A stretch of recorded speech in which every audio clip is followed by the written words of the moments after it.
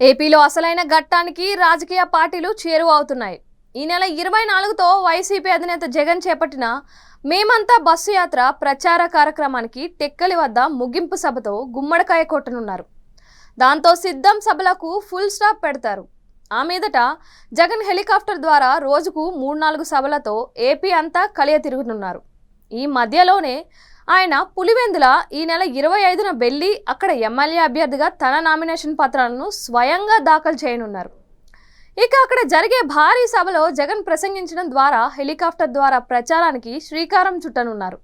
ఇదిలా ఉంటే ఈ ప్రచారానికి ముందే వైసీపీ ఎన్నికల మేనిఫెస్టోని జగన్ రిలీజ్ చేయనున్నారు అని అంటున్నారు.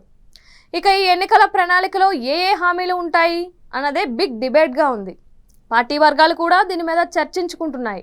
అయితే జగన్ ప్రస్తుతం అమలు చేస్తున్న ప్రతి సంక్షేమ పథకంలోనూ భారీ పెంపు ఉంటుందని అంటున్నారు.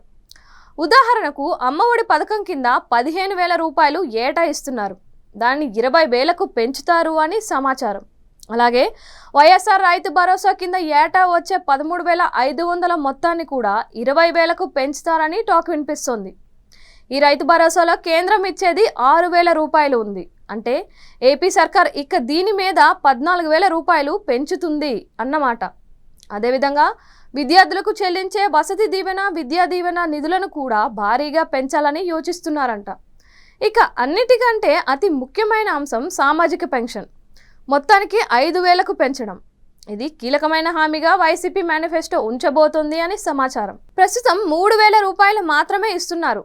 దాన్ని రానున్న 5 ఏళ్లలో ఏడాదికి 400 వంతున పెంచుకుంటూ చివరి ఏడాదికి అంటే 2029 ఎన్నికల నాటికి 5,000 చేస్తామని భారీ హామీని వైసీపీ పొందుపరుస్తుంది అని వినిపిస్తోంది. ఇదే కాదు, ఇంకో బ్రహ్మాస్త్రం లాంటి హామీ ఉందని అంటున్నారు. అదే రైతు రుణమాఫీ. దానికి ఏకంగా 1,50,000 రూపాయల వంతున ప్రతి రైతుకు రుణాన్ని మాఫీ చేయాలని జగన్ ఎన్నికల ప్రణాళికలో ఉంచబోతున్నారు అని టాకు. ఇది అద్భుతంగా జనంలోకి వెళ్ళి మరోసారి వైసీపీని అధికారంలోకి తీసుకొని వస్తుందని పార్టీ పెద్దలు నమ్ముతున్నారు. ఇక వీటితో పాటుగా మేమంతా సిద్ధం బస్సు యాత్రలో వివిధ వర్గాలతో జగన్ సమావేశం అయినప్పుడు వారు చెప్పిన సమస్యల నుంచి కూడా కొన్ని తీసుకొని కీలక హామీలను ఇవ్వాలని చూస్తున్నారంట. మొత్తంగా చూస్తే వైసీపీ ఎన్నికల ప్రణాళిక ఈసారి ఏ ఒక్క వర్గాన్ని నిరాశపరచకుండా ఈ మండు వేసవిలో వరాల వర్షాన్ని కురిపిస్తుందని భావిస్తున్నారు. గత 5 ఏళ్లలో వైసీపీ ఇచ్చిన హామీలు అన్నీ అమలు చేశారు కాబట్టి ఈసారి ఇచ్చే హామీల పట్ల ప్రజలు పూర్తిగా సానుకూలంగా ఉంటారని, వైసీపీకి తిరుగులేని విజయాన్ని అందిస్తారు అని ఆ పార్టీ నేతలు నమ్ముతున్నారు. సో అంతా ఇప్పుడు వైసీపీ ఎన్నికల ప్రణాళిక కోసం వెయిటింగ్ అన్నమాట.